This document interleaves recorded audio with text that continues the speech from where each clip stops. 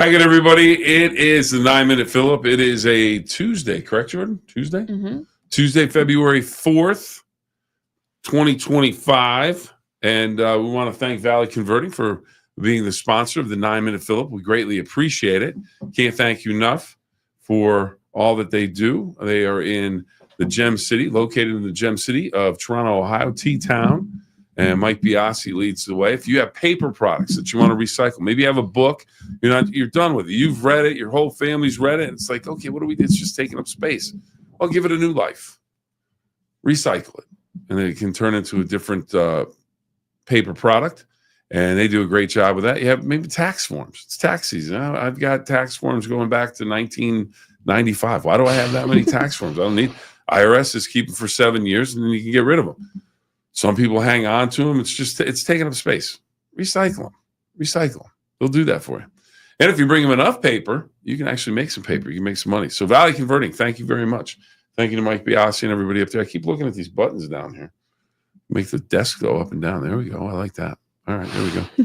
All right, Jordan, big news yesterday in the National Football League. And we know the Ohio Valley is very much football first area, Western Pennsylvania, West Virginia.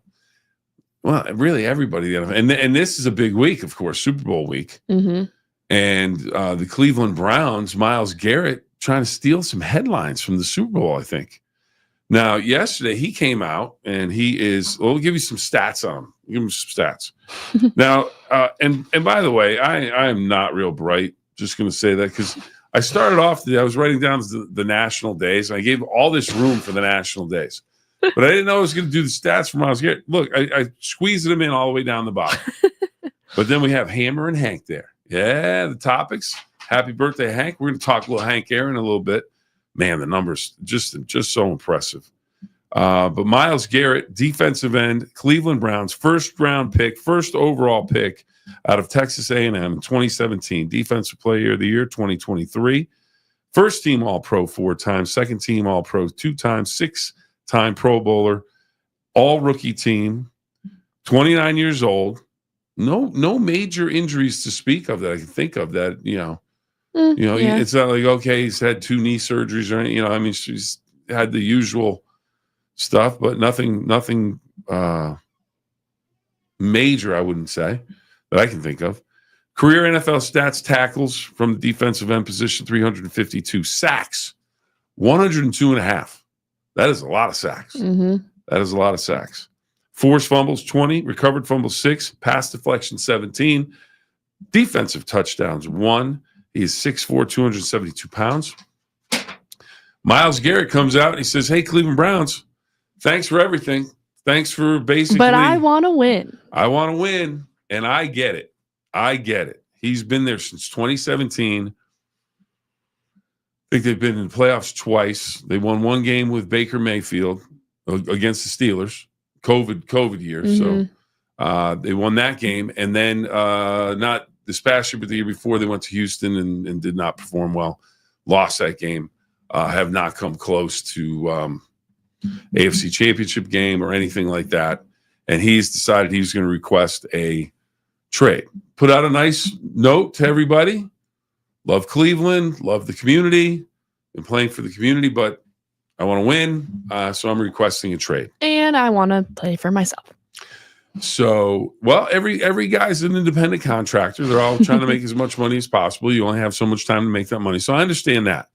But the Browns have taken care of him. I can't remember any time the Browns have not done right by him in terms of contracts and stuff. Where would he go? That's the question. That's the big question. Now the Browns, one of the new lines that was uttered by Steelers head coach Mike Tomlin. I don't want prisoners. I don't want volunteers or something like that. If like you're here, we don't want or hostages. I don't want hostages. I want volunteers. He doesn't want someone that's not going to be all in, because once you start to think about, I want to be somewhere else, you're not all in. Right. It's just human nature. You're just, Now, that can be separated. Now, if they say, hey, Miles, we're going to give you some more money. We're not going to trade you. This is where you're going to be. You either hold out and don't play, hold out your services, or you play and you're like, well, I'm all in. They're giving me the money. I'm going to do my best because I want to be a Hall of Famer and all that stuff. But he said in his note, Right, that he doesn't. not worried about Canton. Yeah. Wants to win a Super Bowl. Mm-hmm. But, yeah, Canton's basically a lock at this point. So where does he go? So, Jordan, let's say the Browns lose their mind, Mm-hmm. and they've done some stuff in their past that makes you question it anyways. But Deshaun Watson, that contract is just it's just crushing for the Browns. But let's say they lost their mind. They said, hey, you know what? The Steelers might be willing to give us a trade. Would you want Myles Garrett on the Steelers? No. I don't know how you wouldn't if you didn't have to give up everything. Oh, I wouldn't want him because of the past situations with the Steelers and Myles Garrett. Oh, and just games and stuff. That's all in the past, though. No, it's not. Okay, you got to take your fan heart out of the equation, Jordan. You got to take your fan heart out. You got to rule this with your mind, not your emotions. But I get where you're coming from. I mean, but that's, but think about this. Saquon Barkley, the Giants lost their mind. Mm-hmm. We're not going to re-sign this guy. I watched the Hard Knocks show. They had the Giants behind the scenes the whole offseason. They had it all. It was all on tape. Like, well, we're not going to pay him that extra $2 million. Right. Really? And they put all their eggs in the basket of Daniel Jones, the quarterback, who no one was confident in. Mm-hmm. So I mean, but Saquon Barkley was a Giant, the arch rival. One of the arch rivals is the Eagles. I could never see myself playing for the Eagles, but then all of a sudden you're playing for the Eagles, and everybody in the Eagles, probably like all the fans. I'd love to have Saquon Barkley, but forget him. He's with the Giants. We don't want him. But then as soon as he became available, sign him. Let's get him. Yep. And he's the difference maker. That's why they're in the Super Bowl. Mm-hmm. So just asking again, Jordan, Steelers fans, would they say yay or nay? I think they would say nay. Jordan, it's the first time ever I think I'm going to have to disagree with you. Because I think they would take him in a heartbeat. Because could you imagine if you got to keep TJ Watt? I know, but I can't. Line up Myles Garrett on the other side. Highsmith behind him. I know, then you but got it's Cam just Hayward on the inside. I'm not saying it would be a bad move. No. I'm just saying. As a fan, you wouldn't like that move. Yeah. Okay. As a fan, you want a quarterback. All right. So anyways, the Steelers out of the equation. So where's he going to go? So I'm trying to, the first one, a lot of people are talking about the Raiders. Now, here's the deal. He wants to go to a winner. He stated he wants to go to a winner. So, I got to get comments. I wasn't paying attention.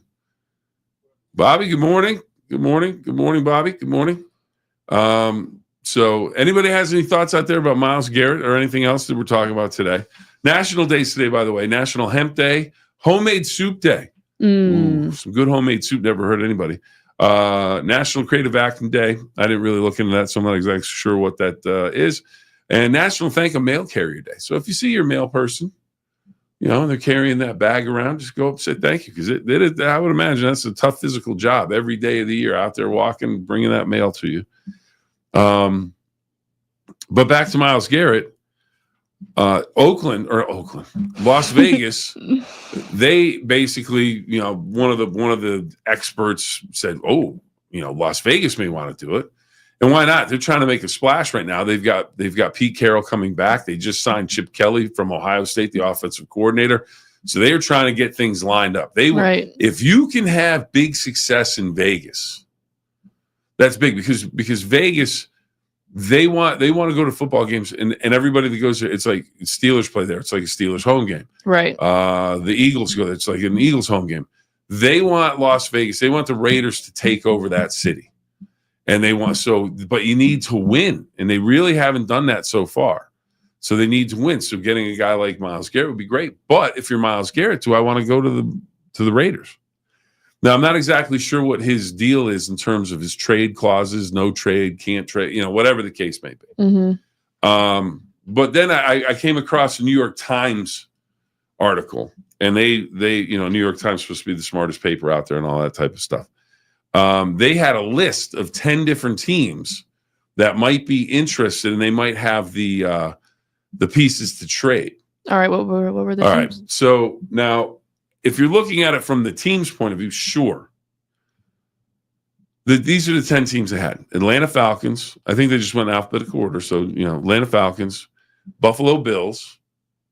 Oh, the Bills could use a pass rusher. I mean, Pat Mahomes running around in the backfield and making passes in the playoff game. Bills aren't in the Super Bowl. Maybe if they have a defensive, maybe. You never know. Chicago Bears, I have no idea. I don't know. I mean, that's just the Bears. I mean, although they're trying to get something going.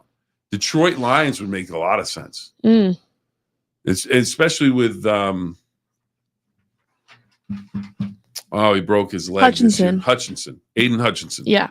You put those guys on opposite ends. That would be. Ooh, man, that would be something. Green Bay Packers. They've got a pretty good offense. They need the defense to step up. Maybe that would be it. Indianapolis Colts. Here you go. Justin Herbert and the LA Chargers. Wow. Yeah. Now here's what the New York Times suggested that they give back to the Browns. Pretty good deal. 2025 first round pick and third round pick in 2025, and Joey Bosa. The defensive end that played at Ohio State. Yeah, come back to Cleveland. But is Joey Bosa? He's gonna go. Wait a minute. I'm going from the Chargers back to Cleveland. Yeah, you don't know. That's I actually like that idea. Brian checking in. He wants to talk some high school basketball. Monroe Central basketball team is having a great year, 16-2. They have to get past Highland though.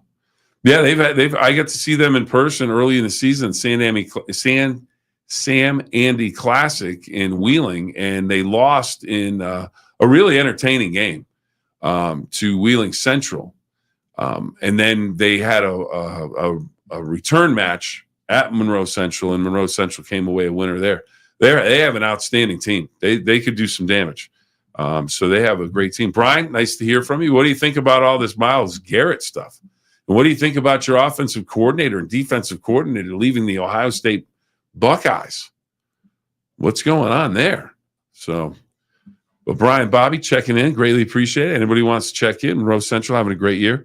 And then after the Chargers, that would be an interesting trade. I think that, I think that's. And then New England Patriots. If you're Myles Garrett, do you want to go to the New England Patriots? No. They are not anywhere near a Super Bowl, but they were last in sacks. So if you're the Patriots, okay, I want Myles Garrett. But is everyone hoping to catch lightning in a bottle? Kind of, Jaden Daniels, Washington, they get Daniels, new ownership, and they go to NFC Championship game. Mm-hmm. And they got whacked in the championship game by the Eagles. But we'll get to them in a moment. San Francisco. How about this one? They seem to be right on the cusp of getting to the Super Bowl and winning it, but they've come close. Now the deal that they set up, San Francisco would give up first round draft pick in 2025. This is according to the New York Times. 2025 and 2026, and they would give Jake Moody, the kicker, to Cleveland. Cleveland's kickers have been up and down. It's a kicker. It doesn't matter. It's the NFL. Kickers are important, but I'm not even that excited about kickers, and I work with kickers all the time. So, but if you're San Francisco, now you have Garrett on one side, and you have the other Bosa on the other side. You have Nick Bosa on the other side. So, but they made a trade like that with Washington when they took Young from Washington. He was a big defensive star on the line, and they didn't make it work. All right, then Washington is the last team that they put in there. Now, Washington would give up a first-round pick in 2025 and 2026, which, if you're Cleveland, if Washington does what they did this year, I think they're picking 29th this year, and if they have another good season, maybe they'd be picking later in the 20s, or, after winning the Super Bowl next year, Washington would be the last pick in the first round. Let's go. But they would also give up Brandon Coleman, an offensive tackle, and a defensive tackle in Darren Payne. So you would get some players that are NFL ready and they're starters, and you get some draft picks. But that is a lot to pay for one player. But Myles Garrett, is he that player? Is he? All you need is one general manager to believe he's the guy. So, and Brian checking back in, and this is the crushing thing for Cleveland right now. Yeah. Cleveland is a mess with Deshaun Watson because they're stuck with that contract. Just still amazing that they gave him that contract. And I mean, he just has been the same since, all the allegations and all that stuff off the field. And it's just, and then he gets hurt, hurts his Achilles and had surgery. Then he hurts it again. So he's definitely gone for this coming season. So that's another wasted season. Yep. So, you got to get the quarterback situation right. And that to me is really the big thing. Washington didn't have Myles Garrett last year. They didn't have a bunch of all pros on the defense. They're solid defense, not a great defense. They had Jaden Daniels, franchise quarterback. Pittsburgh Steelers. Cordell Stewart was good as Slash. He was good as a quarterback, took him deep into the playoffs. Neil O'Donnell took him to the Super Bowl. Neither one of them. Now, Cordell Stewart was before his time. I'd be interested to see Cordell Stewart in this type of NFL, but not the franchise quarterback you hang your hat on. Ben Roethlisberger shows up. All of a sudden, that big drought where everybody was losing their minds in Pittsburgh that they hadn't won a Super Bowl, hadn't been to a Super Bowl in a long time. Ben Roethlisberger shows up. They end up winning 2 Super Bowls. They win 2 Super Bowls with him. So that franchise quarterback may be a little more important than Myles Garrett at defensive end. I don't even think that's a question. That's just fact. I mean, you need to get that. But is there a guy out there to do now? Is there a guy out there that can be that quarterback that they need to get? Everyone talks. Is Cam Ward out of Miami? They draft him because now you have him on a rookie contract, so it's not going to be that expensive for about 5 years. Or do you go with Deion Sanders' son, Shador? So I don't know. I mean, is there a deal to be made? Absolutely. Somebody's going to make a deal for Myles Garrett, but where he lands, nobody knows. Yep. The one that really intrigues me out of this entire list, though, because they were so banged up on defense, so hurt. The Lions, healthy defense with Aiden Hutchinson, Garrett on the sides. But now it's going to be interesting to see what they're like because they're going to have 2 new offensive and defensive coordinators because they lost both of their guys who are now head coaches. All right, we've gone 20 minutes talking about Myles Garrett. So, we'll see what happens. He is a tremendous player, no doubt about it. He's going to be a first ballot Hall of Famer, no doubt about it. But who's out there and what are they willing to give the Cleveland Browns? Yep. And the Cleveland Browns have to get this right. Again, the movie Draft Day with Kevin Costner as a star, they need to hire him as the GM because he was sensational as the GM. He really was. Kevin Costner, he made all kinds of deals on Draft Day, and he's just an actor, but he was really good at being the Browns GM. And why not? Because the guys they have up there right now, not really getting it done. Not like Kevin Costner did. Just saying. All right, Brian, take it back. Bill, will the Steelers keep Justin Fields or trade him? I just don't think he's been given a fair chance. Brian, I don't know. If I had to pick, Russell Wilson's done. He's not going to be back with the Steelers. I just don't think that's going to happen. Yeah. I think last year, Justin Fields did a great job. And I was kind of in the camp, keep Justin Fields out there playing. He's doing fine. And then everyone said, no, we're going to give Russell Wilson an opportunity. He's healthy. And then when he came in, the offense was different. He ran a little bit better. Now, did it bog down at the end of the season? Yes.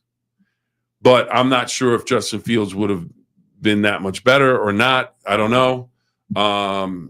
Here's the deal with Fields. I don't think that he's a free agent as far as I know, if I'm remembering correctly. I don't think they have the opportunity to trade him. So they could sign him. They didn't want to pick up his 5th-year option, but maybe they sign him for a little bit more money than he would have and make it a 3-year deal, maybe a 2-3-year deal, so they're not on the hook for a huge amount of money or a huge amount of time.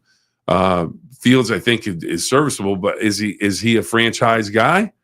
Maybe give him that opportunity, but you're looking around. TJ Watt, he gets another year older. Cam Hayward, he's towards the end. You look at, what are you going to do with Najee at running back? Where are you going? So you've got a lot of question marks. Do you try and go and get a quarterback in a trade? So I'm not sure. If there was one that they were going to keep, it's going to be Fields, but they would have to do it, I think, as a free agent. So he'd probably get a nice chunk of change, probably a 2-3 year deal, maybe $25 million a year. Not bad, but a fair chance. He's had a fair chance. People want. He was drafted by Chicago, number 1. Yeah. He started.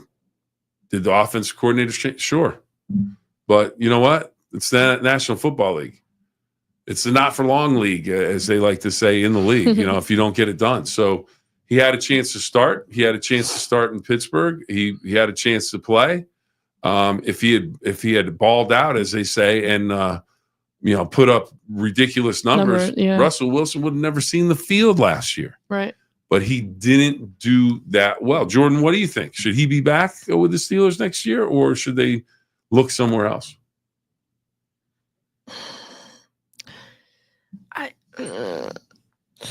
You were right on the Myles Garrett, but this one's got you stunned. I think he'll be back. Think he'll be back as a starter? Well, he'd have to be back as a starter, I think. Yeah. But do you make any draft picks trying to get someone else? Or? I don't know.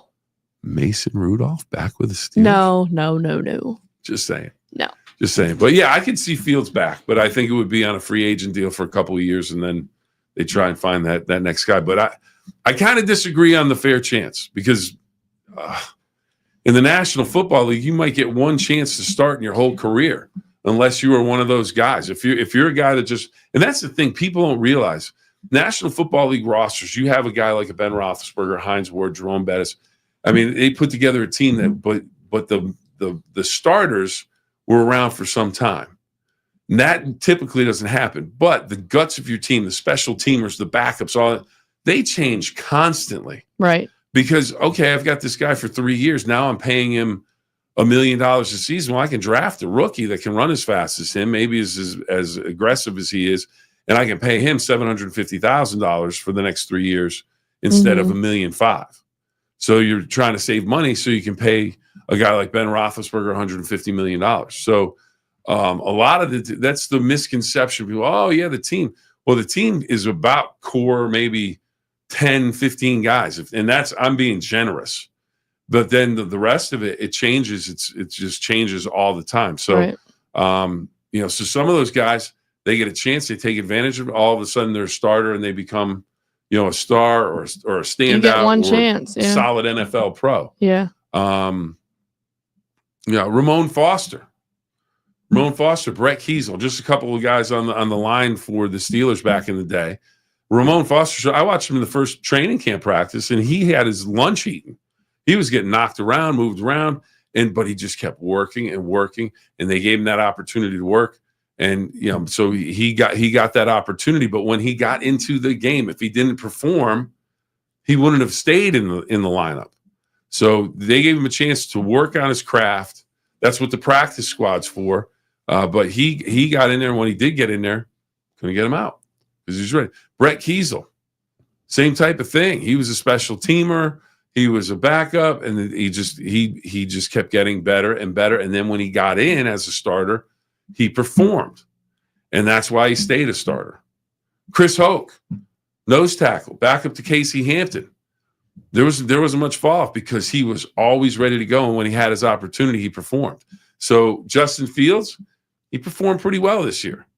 I think he'll get an opportunity either with the Steelers or another team, but the fair chance thing, he's had a couple of chances. Now, this next one, if he doesn't get it done in a big way, maybe he's not. I'm not going to say out of the league. He could be a backup for a long time. And there are plenty of guys that spent 10 years in the National Football League, getting a nice deal as a backup. All right. We are 26 minutes in. I really wanted to talk about Hank Aaron more, but it's Hammer and Hank's birthday. Hank Aaron, born in 1934 on this day, February 4th, 1934, died in 2021. As I get older, I appreciate him more as a player, because when I was a kid, I grew up in the New England region, so I saw a lot of Red Sox, Yankees, Mets, and that type of stuff on television. Hank Aaron, you saw every once in a while. I saw him break. I saw home run number 715 off Al Downing of the Dodgers on a Monday Night Baseball game, and it was history. And I got to see that. I remember watching that. Dusty Baker going to the wall, trying to get to the ball. It just was, it was amazing. But you look at the stats now. Major League records for RBIs: 2,297. 6,856 total bases, extra base hits, 1,477. He had 3,777 home runs. Wow. Now, how about this? A benchmark, if you get to 3,000 hits, it's absolutely amazing. He would taking 755 home runs away from him, he still has 3,000 hits. So, 3,000 hits, you take those away.